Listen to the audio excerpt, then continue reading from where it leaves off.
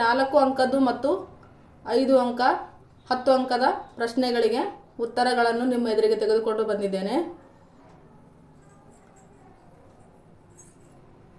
ಇವಾಗ ರೋಮನ್ ಅಂಕೆ 5ರಲ್ಲಿ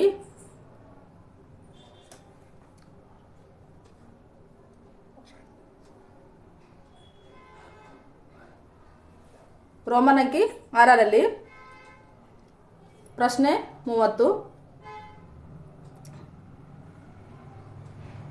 ಚೋಳರ ಗ್ರಾಮಾಡಳಿತವನ್ನು ವಿವರಿಸಿ. ಚೋಳರ ಗ್ರಾಮಾಡಳಿತವನ್ನು ವಿವರಿಸಿ.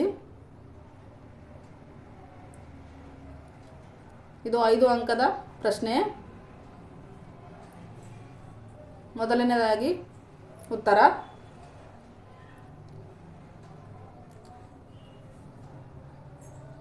ಫಸ್ಟ್ ಪಾಯಿಂಟ್ ಗ್ರಾಮದ ಸ್ವಾಯತ್ತತೆ. ಎರಡನೆಯದು ಗ್ರಾಮಗಳ ಜನರೇ ಪ್ರತಿನಿಧಿಗಳನ್ನು ಆಯ್ಕೆ ಮಾಡಿಕೊಳ್ಳುವರು. ಮೂರನೆಯದು ಪ್ರತಿನಿಧಿಗಳ ಮೂಲಕ ಗ್ರಾಮಾಡಳಿತ.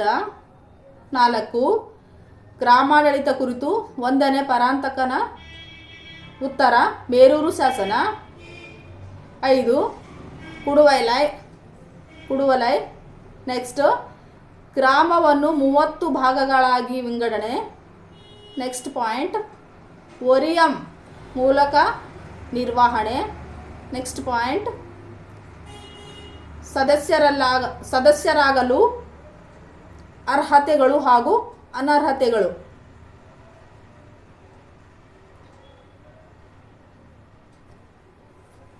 ಇಷ್ಟು ಪಾಯಿಂಟ್ಸ್ಗಳು ನೀವು ಇದಕ್ಕೆ ವಿವರಣೆಗಳನ್ನು ನೀಡಬೇಕು ಮತ್ತು ಕೊನೆಗೆ ಉಪಸಂಹಾರ ಕೂಡ ಬರಿಬೇಕು ವಿದ್ಯಾರ್ಥಿಗಳೇ. ನೆಕ್ಸ್ಟ್ ಪ್ರಶ್ನೆ 31 ಹೊಯ್ಸಳರ ವಾಸ್ತುಶೈಲಿಯ ಪ್ರಮುಖ ಲಕ್ಷಣಗಳನ್ನು ವಿವರಿಸಿ. ಇದು ಕೂಡ 5 ಅಂಕದ್ದು. ವಿವರಿಸಿ 5 ಅಂಕದ್ದು. ಅದರಲ್ಲಿ ಮೊದಲನೇ ಪಾಯಿಂಟ್ಸ್ ಬೇಸರ ದ್ರಾವಿಡ ಶೈಲಿಯ ಮಿಶ್ರಣ. ಎರಡನೇದು ನಕ್ಷತ್ರಾಕಾರದ ತಳಪಾಯ.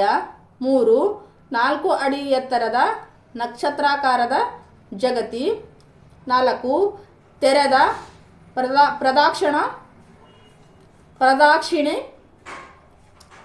ಪ್ರದಕ್ಷಿಣ ಪಥ. 5 ನುಣುಪಾದ ಕಂಬಗಳು. 6 ಸುಂದರವಾಗಿ ಕೆತ್ತಿರುವ ಮದನಿಕೆಯರ ವಿಗ್ರಹಗಳು. 7 ವಿಶಾಲವಾದ ನವರಂಗ.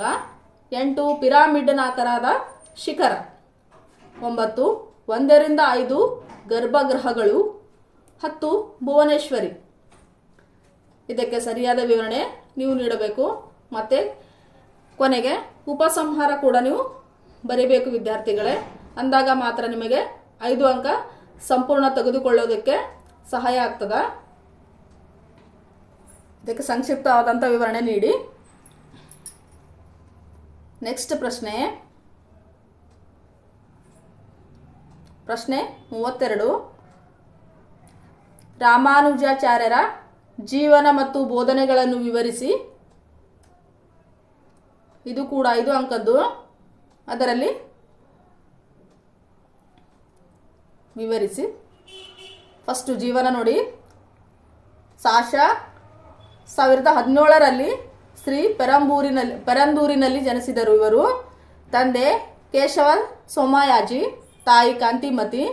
ಇವರ ಗುರು ನೋಡಿ, ಗುರು ಯಾದವ್ ಪ್ರಕಾಶ್. ತಂಗಮ್ಮರೊಂದಿಗೆ ಇವರ ವಿವಾಹವಾಯಿತು. ಆಮೇಲೆ ಹೊಯ್ಸಳ ದೊರೆ ಬಳಿ ಆಶ್ರಯವನ್ನು ಪಡೆದರು. ನೆಕ್ಸ್ಟ್ ವೇದಾಂತ ಸಾರ, ವೇದಾಂತ ಸೂತ್ರ, ವೇದಾಂತ ಸಂಗ್ರಹ ಇವರ ಕೃತಿಗಳಾಗಿದ್ದವು. ಬೋಧನೆಗಳು ನೋಡಿ, ವಿಶಿಷ್ಟಾದ್ವೈತ ಸಿದ್ಧಾಂತದ ಪ್ರತಿಪಾದನೆ. ಇವರು ಲಕ್ಷ್ಮಿಯ ಆರಾಧನೆ ಮಾಡ್ತಾ ಇದ್ರು. ಮತ್ತು ಆತ್ಮ ಪರಮಾತ್ಮ ಎರಡೂ ಬೇರೆ ಬೇರೆ, ಮೋಕ್ಷಕ್ಕೆ ಭಕ್ತಿ ಮಾರ್ಗ, ಮಾಯವಾದ ಖಂಡನೆ, ಪ್ರಪಂಚ ಸತ್ಯವಾದದ್ದು. ಇದಕ್ಕೆ ಸಂಕ್ಷಿಪ್ತವಾದಂಥ ವಿವರಣೆಯನ್ನು ನೀವು ಬರಿಬೇಕು ಮತ್ತು ಕೊನೆಗೆ ಉಪಸಂಹಾರ ಕೂಡ ನೀವು ಬರಿಬೇಕು. ಕರೆಕ್ಟ್ ಇದು ಪಾಯಿಂಟ್ಸ್ ವಿವರಣೆಗಳನ್ನು ಮಾಡಿದ್ದೆ ಆದರೆ ನಿಮಗೆ 5 ಅಂಕಗಳು ಕಟ್ಟಿಟ್ಟ ಬುತ್ತಿ. ನೆಕ್ಸ್ಟ್ ಪ್ರಶ್ನೆ ನೋಡಿ, ಪ್ರಶ್ನೆ 33. ಮೈಸೂರನ್ನು ಮಾದರಿಯ ರಾಜ್ಯವನ್ನಾಗಿ ಮಾಡುವಲ್ಲಿ ಮಿರ್ಜಾ ಇಸ್ಮಾಯಿಲ್ ರವರ ಪಾತ್ರ ಚಿತ್ರಿಸಿ. ಮೈಸೂರನ್ನು ರಾಜ್ಯವನ್ನಾಗಿ ಮಾಡುವಲ್ಲಿ ಮಿರ್ಜಾ ಇಸ್ಮಾಯಿಲ್ ರವರ ಪಾತ್ರ ಚರ್ಚಿಸಿ. ಅದರಲ್ಲಿ ಫಸ್ಟ್ ನೋಡಿ,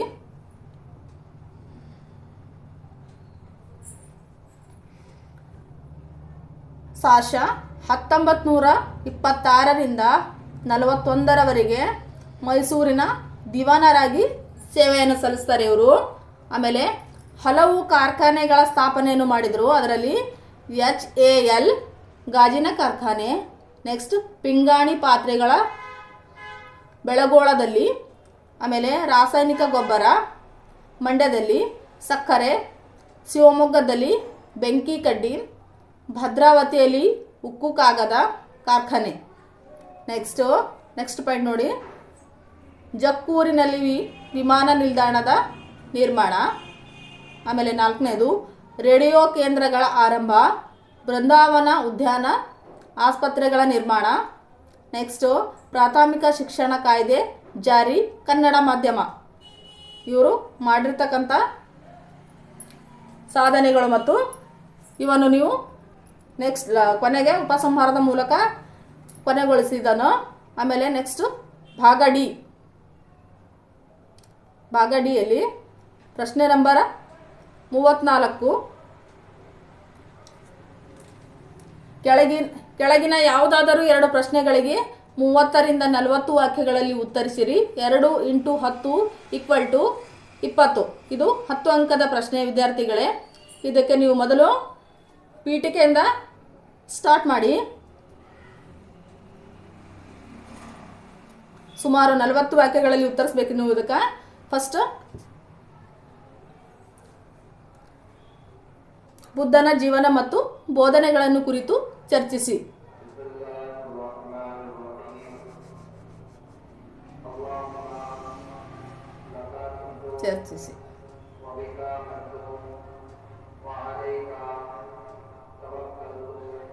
ಜೀವನ ನೋಡಿ, ಬುದ್ಧನ ಜೀವನ ಫಸ್ಟು.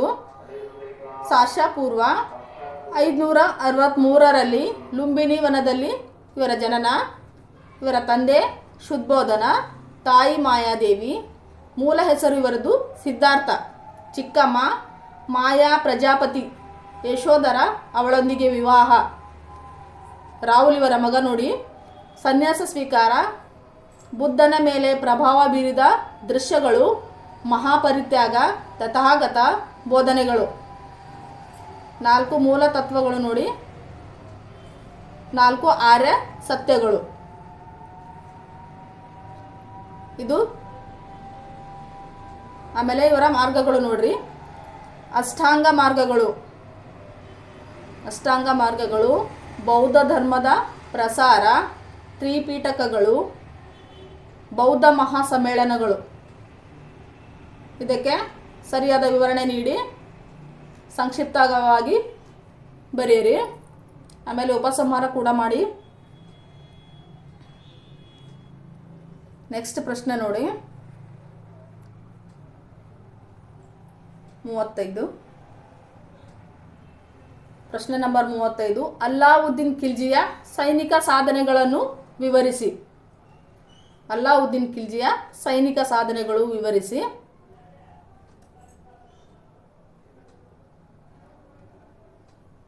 ಇದು ಕೂಡ 10 ಅಂಕದು.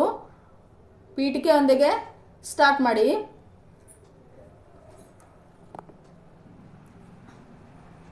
ಉತ್ತರ ಸಾಶ 1296ರಿಂದ 1316.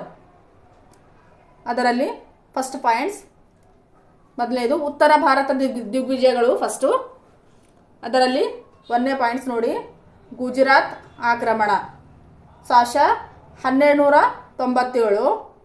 ಆಮೇಲೆ ಬಿ, ರಣಥಂಬೂರ್ ಆಕ್ರಮಣ ಸಾಶ 1301. ಆಮೇಲೆ ಸಿ, ಮೇವಾರ ಚಿತ್ತೂರ ಆಕ್ರಮಣ ಸಾಶ 1303. ಆಮೇಲೆ ಇದರಲ್ಲಿ ಸೆಕೆಂಡ್ ನಂಬರ್ ನೋಡ್ರಿ, ಫಸ್ಟ್ನಾಗ ಸಬ್ ಪಾಯಿಂಟ್ಸ್ ಇಷ್ಟ ಅದು, ಇವಾಗ ಸೆಕೆಂಡ್ ನಂಬರಲ್ಲಿ ಎರಡನೇದಲ್ಲಿ ಇತರೆ ಆಕ್ರಮಣಗಳು. ಮಾಡುವ ಮಾಳ್ವ, ಉಜ್ಜಯಿನ, ಮಾಂಡು, ಧಾರ್, ಚಾಂದೇರಿ, ಜೋಲೂರ್ ರಾಜ್ಯಗಳ ಗೆಲುವು, ಮಂಗೋಲಿಯರ ದಾಳಿಗಳು. ಆಮೇಲೆ ಮತ್ತು ಮೇನ್ ಪಾಯಿಂಟ್ 3 ನೋಡ್ರಿ, ದಕ್ಷಿಣ ಭಾರತದ ದಂಡಯಾತ್ರೆಗಳು. ಅದರಲ್ಲಿ ಫಸ್ಟು ದೇವಗಿರಿಯ ಆಕ್ರಮಣ ಸಾಶ 1307. ಆಮೇಲೆ ಬಿ ವಾರಂಗಲ್ ದಂಡಯಾತ್ರೆ ಸಾಶ 1309.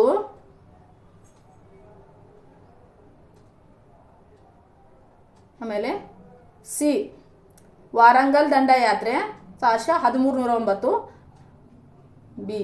ಆಮೇಲೆ ಸಿ ದ್ವಾರ ಸಮುದ್ರದ ಮೇಲೆ ದಾಳಿ ಸಾಶ 1310. ಆಮೇಲೆ ಮಧುರೈನ ಆಕ್ರಮಣೆ ಸಾಶ 1311. ಈ ದೇವಗಿರಿಯ ಮೇಲೆ ಎರಡನೆಯ ಆಕ್ರಮಣ ಸಾಶ 1312. ಇದಕ್ಕೆ ಸಂಕ್ಷಿಪ್ತವಾದಂಥ ವಿವರಣೆ ನೀಡಿ ವಿದ್ಯಾರ್ಥಿಗಳೇ ಮತ್ತು ಉಪಸಂಹಾರದ ಮೂಲಕ ಇದನ್ನು ಮುಕ್ತಾಯಗೊಳಿಸಿ. ನೆಕ್ಸ್ಟ್ ಪ್ರಶ್ನೆ 36.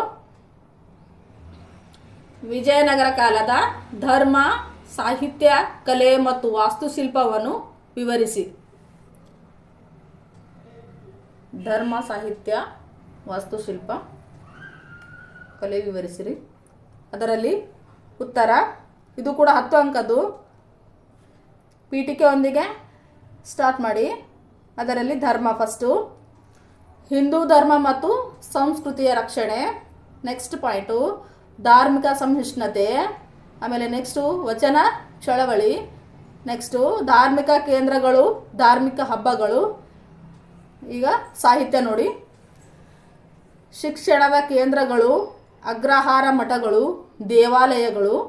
ನೆಕ್ಸ್ಟ್ ಕನ್ನಡ, ಸಂಸ್ಕೃತ, ತೆಲುಗು ಸಾಹಿತ್ಯದ ಕೃತಿಗಳು. ಆಮೇಲೆ ನೆಕ್ಸ್ಟ್ ಪಾಯಿಂಟ್ ಅಷ್ಟ ದಿಗ್ಗಜರು.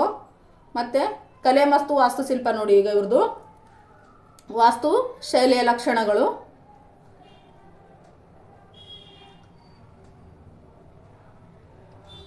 ವಾಸ್ತುಶೈಲಿಯ ಲಕ್ಷಣಗಳು, ವಿಜಯನಗರ ವಾಸ್ತುಶೈಲಿಯ ಬೆಳವಣಿಗೆ. ಆಮೇಲೆ ನೆಕ್ಸ್ಟು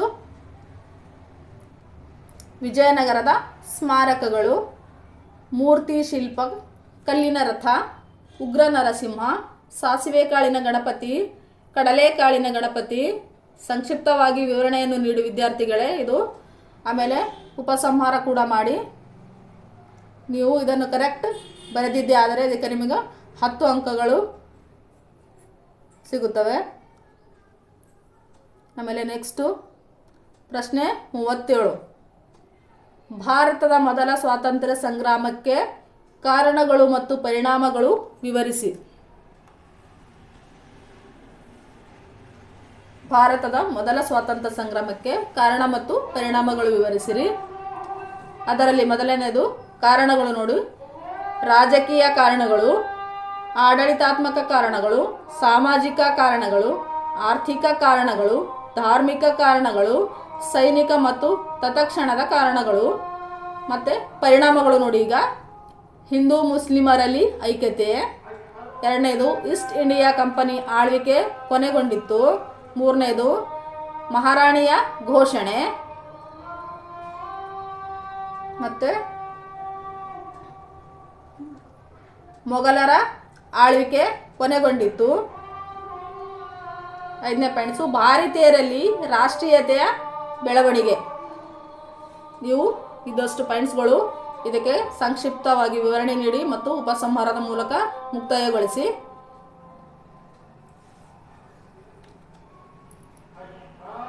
ಮುಂದುವರಿದ ಭಾಗ ಈ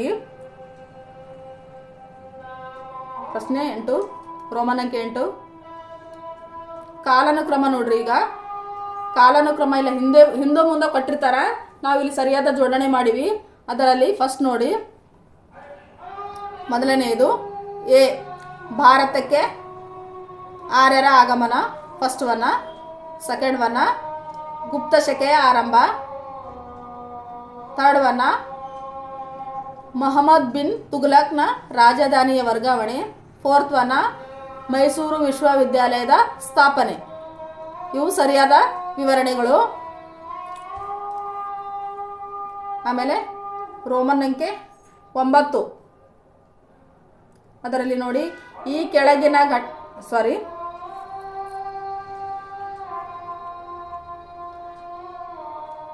ಸೂಚನೆ ಅನ್ವಯ ಈ ಕೆಳಗಿನ ಪ್ರಶ್ನೆಗಳನ್ನು ಉತ್ತರಿಸಿ. ನೋಡಿ 39ನೇ ಪ್ರಶ್ನೆ, ಅದರಾಗೆ ನೋಡಿ, ನಿಮಗೆ ಒದಗಿಸಿರುವ ಭಾರತದ ಭೂಪಟದಲ್ಲಿ ಈ ಕೆಳಗಿನ ಐತಿಹಾಸಿಕ ಸ್ಥಳಗಳನ್ನು ಗುರುತಿಸಿ ಮತ್ತು ಪ್ರತಿಯೊಂದು ಸ್ಥಳದ ಬಗ್ಗೆ ವಿವರಣೆ ಬರೆಯಿರಿ. ಅದರಲ್ಲಿ ನೋಡಿ 5x5 = 10. ಇದು ಭಾಗಗಳನ್ನು ಗುರುತಿಸಿ ಮತ್ತೆ ಇದರ ಬಗ್ಗೆ ವಿವರಣೆ ನೀಡಿದರೆ ನಿಮಗೆ ಇದರಲ್ಲಿ 10 ಅಂಕಗಳು ಸಿಗುತ್ತವೆ ವಿದ್ಯಾರ್ಥಿಗಳೇ.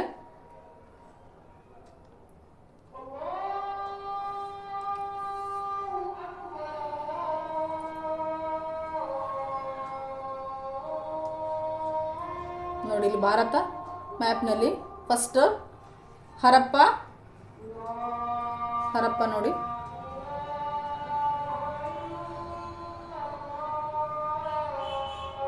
ಹರಪ್ಪ.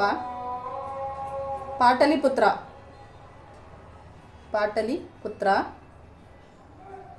ನೆಕ್ಸ್ಟ್ ನೋಡಿ,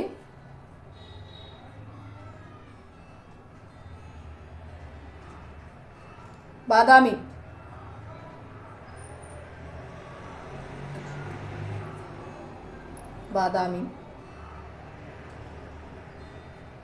ನೆಕ್ಸ್ಟ್ ಬೀದರ್.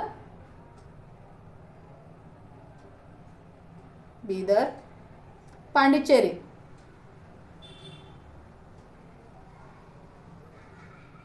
ಈಗ ಅದಕ್ಕೆ ವಿವರಣೆ ನೋಡೋಣ. ಫಸ್ಟ್ ನೋಡಿ ವಿವರಣೆ. ಹರಪ್ಪ ನೋಡಿ, ಹರಪ್ಪ ಸಿಂಧೂ ನಾಗರಿಕತೆಯ ನಿವೇಶನ ರಾವಿ ನದಿಯ ದಡದಲ್ಲಿದೆ. ಪಾಕಿಸ್ತಾನದ ಸಿಂಧೂ ನಾಗರಿಕತೆಯ ನಿವೇಶನ ರಾವಿ ನದಿಯ ದಡದಲ್ಲಿದೆ. ಪಾಕಿಸ್ತಾನದ ಪಶ್ಚಿಮ ಪಂಜಾಬಿನ ಮೊಂಟೆಗೋಮರಿ ಜಿಲ್ಲೆಯಲ್ಲಿದೆ. 1921ರಲ್ಲಿ ದಯಾರಾಮ್ ಸಹಾನಿಯವರು ಇದನ್ನು ಪತ್ತೆ ಹಚ್ಚಿದರು. ನೆಕ್ಸ್ಟ್ ನೋಡಿ, ಬಿ ಪಾಟಲಿಪುತ್ರ ಇದು ಬಿಹಾರ್ ರಾಜ್ಯದ ರಾಜಧಾನಿಯಾಗಿದೆ. ಇಂದು ಪಾಟ್ನಾ, ಇದಕ್ಕೆ ಇವಾಗ ಪಾಟ್ನಾ ಅಂತ ಕರಿತೀವಿ, ಗಂಗಾ ನದಿಯ ದಡದಲ್ಲಿದೆ. ಮಗಧ್ ಮೌರ್ಯರ ಗುಪ್ತರ ರಾಜಧಾನಿ ಕೂಡ ಇದು ಆಗಿತ್ತು. ಆಮೇಲೆ ಸಿ ನೋಡಿ,